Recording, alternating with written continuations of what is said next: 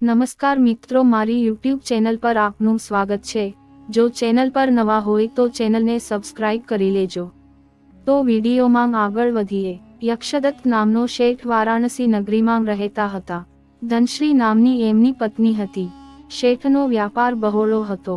દેશ પરદેશ સાથે એમનો વ્યાપાર ચાલતો। એમને એક દીકરો હતો અનિકેત, એ પણ પોતાના પિતાના પગલે ચાલનારો હતો। સાહસિકતામાં અજોડ હતો। પિતાના ધંધાને વધારવા માટેના એના સતત પ્રયાસો રહેતા। એ સમયે એક વાક્ય પ્રચલિત હતું, ડાહ્યા દીકરા પરદેશ ખેડે, જે દીકરામાં વેગતા ન હોય એ જ બાપના પડછાયામાં બેસી રહે। બાકી થોડા ઘણા અંશે પણ સમજદારી વ્યાપારી હોય એવા માણસો પરદેશના ધંધામાં જ રસ લેતા હોય। આજે પણ આપણે જોઈએ જ છીએ ને કે પરદેશનો ધંધો, એક્સપોર્ટ ના ધંધામાં લોકોને રસ વધારે પડે છે। ભલે ને પછી ક્યારેક માલના 10%માં રડવાનો વારો આવે એવું પણ થાય। જો કે એ સમયે તો રોકડાના ધંધા હોય એટલે આવું થવાની સંભાવના ઓછી રહેતી। એક વખતની ઘટના છે। એ સમયે અનિકેત કોઈ વહાણમાં બેસીને પરદેશથી પાછો આવી રહ્યો હતો। દરિયાના ઉછળતા મોજાની સાથે સુમેળ સાધતું વહાણ આગળ ધસી રહ્યું છે। કપ્તાનની કુશળતા પણ જોવા મળે। દરિયાના જીવોના ઝુંડ જોવા મળતા હોય। ચારે દિશામાં અંતવિહીન જળના દર્શનનો આનંદ માણી રહ્યા છે। વહાણમાં બેસેલો દરેક વ્યક્તિ આનંદપૂર્વક પોતાનો પ્રવાસ આગળ વધારી રહ્યો છે અને અચાનક વહાણ એક જગ્યાએ અટક્યું। અટક્યું તો શું, પણ ફસાઈ ગયું। ફસાયું તો એવું કે આગળ વધવાની જગ્યા જ દેખાતી નથી। કપ્તાનની કુશળતા પણ અત્યારે કામ આવતી નથી। વહાણનો કપ્તાન વહાણને ચલાવવા મહેનત કરે છે, પણ વહાણ મચક આપતું નથી। વાત એવી બનેલી કે એક પહાડની તળેટીમાં વહાણ એવું ફસાઈ ગયેલું કે આગળ જઈ શકાય એવું નહોતું।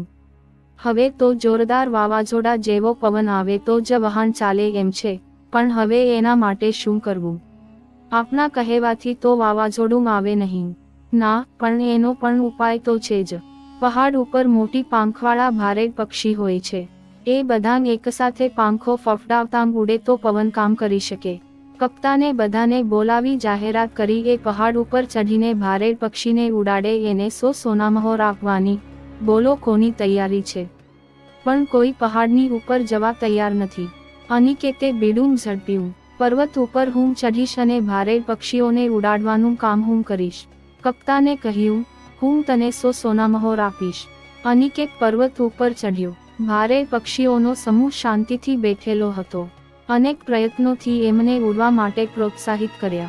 પાંખો ફફડાવે છે એના કારણે ભયંકર વાવાઝોડા જેવો પવન આવે છે, એના કારણે પેલું વહાણ ફસાયેલું હતું એ બહાર નીકળે છે અને સડસડાટ દોડે છે।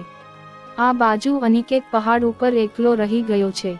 તમે વિચાર કરો, કશું ખાવા પીવાનું ન હોય, કોઈ માણસ તમારી સાથે વાત કરનાર ન હોય અને માત્ર એક જ જણને રહેવાનું હોય તો માણસ કેવી રીતે રહી શકે? અનિકેત પણ આવો જ વિચાર કરે છે। બીજો કોઈ વિચાર તો કરવાનો નથી। તરત જ વિચારનો અમલ કર્યો। પોતાના ઈષ્ટદેવનું સ્મરણ કરીને એને પર્વત ઉપરથી જ પડતું મૂક્યું। ઘણી વખત આપની વિચારધારા કરતાં કુદરતની નિયમ કંઈક અલગ હોય છે। ક્યારેક આપની કલ્પનાનો જ્યાં અંત આવતો હોય ત્યાંથી જ કુદરતની કરામત ચાલુ થતી હોય છે। પર્વત ઉપરથી અનિકેત સીધો દરિયામાં પડ્યો। મોટો ધુબાકો થયો। પાણી ઉછળ્યું। એ સમયે એક અણધારી ઘટના બની। ત્યાં એક મોટું માછલું આવ્યું। એનું વિશાળ મુખ ખુલ્યું અને અનિકેત સીધે જ એના મુખમાં ઘૂસી ગયો। એ તો એમ જ સમજે છે, આપનું આયુષ્ય પૂરું થઈ ગયું। અર્ધબેભાન અવસ્થામાં એ માછલાના પેટમાં પડ્યો છે। માછલું સમુદ્રમાં તરતા કાંઠા તરફ ગયું। સાવ કાંઠે આવીને એને મોં ખોલ્યું। અનિકેતને કંઈક ચેતન આવ્યું। વિચાર તો કરે, હું ક્યાં છું? આજુબાજુમાં અંધારું છે। એટલામાં માછલાનું મોં ખુલ્યું। ત્યાંથી થોડો ઘણો પ્રકાશ દેખાયો। એણે બહાર નીકળવાનો પ્રયત્ન કર્યો અને હેમખેમ બહાર નીકળી આવ્યો। બહાર નીકળીને એ વિચાર કરે છે, હું ક્યાં આવ્યો? ફળો ખાઈ અને શીતળ મીઠું પાણી પીધું। શરીરમાં થોડી જાન ચેતના લાવી દીધી છે। મગજ પણ વિચાર કરવાને સક્ષમ બન્યું છે। હવે એ વિચારે છે, હું ક્યાં આવ્યો છું? થોડે દૂર એક ગામ દેખાય છે। ત્યાં પહોંચીને આ પ્રદેશનો પરિચય કરવાનો વિચાર કરીને એ આગળ વધે છે। ગામમાં ભોજન કરીને પોતાના ગામ તરફ એ જાય છે। ફરતો ફરતો એ પોતાના ગામમાં આવે છે. કેવી રીતે આવ્યો, કેવાં કષ્ટો સહન કર્યા, એ બધી વાતો એને મિત્રોને કરી. એ નગરમાં એક પ્રિયમિત્ર નામનો શેઠ રહેતો હતો. એની બસંતી નામની દીકરી હતી. રૂપ, ગુણ અને શીલમાં એ અદ્વિતીય હતી. એણે અનિકેતની કીર્તિના વખાણ સાંભળ્યા.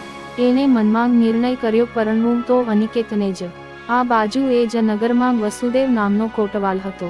બસંતીને જોયા પછી એના મનમાં પણ બસંતીને મેળવવા ઈચ્છા જાગી. એક જ સ્ત્રી માટે બે પ્રેમીઓ હોય ત્યારે જાતજાતના પ્રશ્નો ઊભા થતા હોય છે. જો કે અનિકેતના મનમાં એવો કોઈ ભાવ નથી, પણ વસુદેવને એવું લાગે છે કે મારા માર્ગમાં અનિકેત કાંટો છે. આ કાંટાને કાઢવા મારાથી બનતા બધા જ પ્રયત્નો મારે કરવા જોઈએ. વિચાર કરે ત્યારે માણસને સારો કે નરસો રસ્તો તો મળી જ આવે. એક વખતની વાત છે. રાણી જે માર્ગે ગયેલા એ જ માર્ગ ઉપરથી અનિકેત પસાર થતો હતો. રસ્તામાં એને રાણીના કાનના કુંડલ પડેલા જોયા. અત્યંત કિંમતી મૂલ્યવાન એ કુંડલ હતા. કોઈ પણ માણસને એ લેવાનું મન થયા વગર રહે નહીં. આ તો અનિકેત હતો. એને બીજાની વસ્તુ નહીં લેવાની પ્રતિજ્ઞા હતી. એના તરફ નજર પણ કર્યા વગર એ આગળ નીકળી ગયો. યોગાનુયોગ એની પાછળ વસુદેવ આવે છે. એણે પેલાં કુંડલ જોયા. એને ખ્યાલ આવી ગયો કે આ તો રાણીનાં જ છે. એને લઈ લીધા અને આગળ વધ્યો. જંગલમાં એક વૃક્ષની છાયામાં અનિકેત ધ્યાનમાં ઊભો હતો. વસુદેવે અનિકેતને જોયો. એને બસંતી યાદ આવી. સમયનો સદુપયોગ કરે એને જ સિદ્ધિ મળે.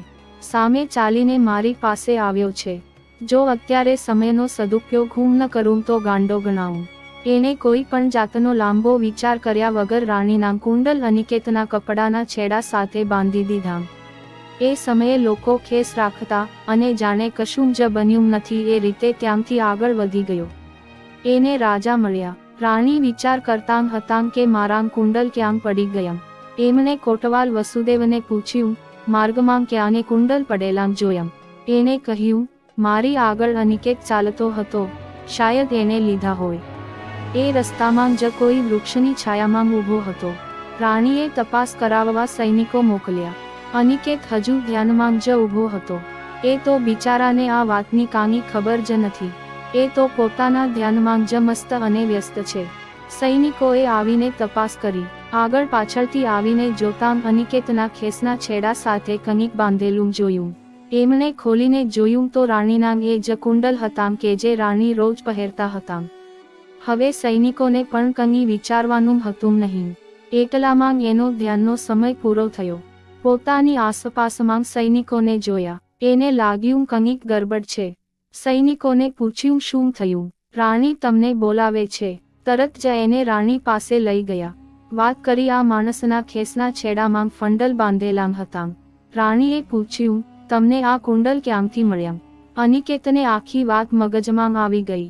આ કોઈ કાવતરું છે જે હોય તે એને જવાબ આપ્યો. માર્ગમાં મેં કુંડલ જોયેલા પણ લીધા ન હતા. મારા ખેસ સાથે કોને બાંધ્યા એ મને ખબર નથી. સાચું બોલ નહીં તો શૂળીએ ચડવું પડશે. એને કહ્યું, મારે કોઈની વસ્તુ નહીં લેવાનો નિયમ છે.